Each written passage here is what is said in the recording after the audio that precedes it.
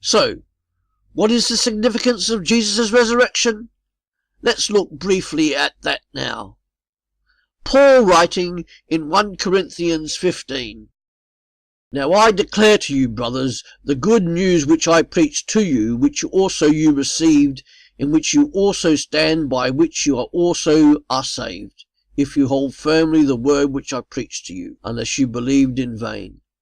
For I delivered to you first of all that which I also received, that Jesus Christ died for our sins according to the Scriptures, that he was buried, that he was raised on the third day according to the Scriptures, and that he appeared to Peter, then to the 12. Then he appeared to over 500 brothers at once, most of whom remain until now, but some have also fallen asleep. Then he appeared to James, then to all the apostles, and last of all, as to the child born at the wrong time, he appeared to me also.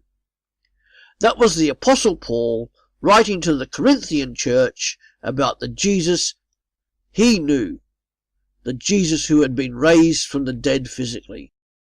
And this resurrection of Jesus Christ provided the central theme for the sermons and teaching in the early church. But again, what significance is there in Jesus' resurrection? The resurrection of Jesus Christ proved and vindicated all of Jesus' teaching and claims to be the suffering servant. It attested to his being fully God and the last judge of all mankind.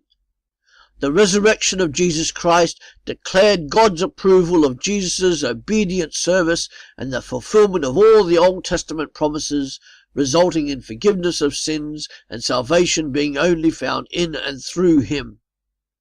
This was the prime motive for evangelism in the early church.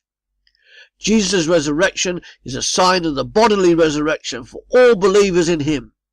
It gave a new attitude to death and transforming hopes. As the resurrected King, Jesus now intercedes for his church, and he has perfected the redemption of all those who choose to follow him. And finally, as we saw with the cross, the resurrection of Jesus' physical body is a sure victory over Satan, sin, and death. All three are conquered and squashed. Satan is a defeated creature, and he will do anything to drag people into defeat with him. The power of sin is conquered, and sin's grip is overcome if you are a believer in Jesus Christ. Finally, death has been beaten, because those who believe and trust in Jesus Christ will live forever with him, with new bodies. Death is not the end, but a beginning.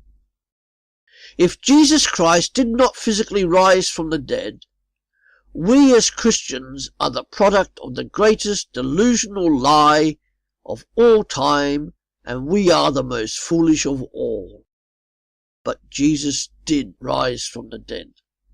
And that is good news. It's good news that Jesus is alive.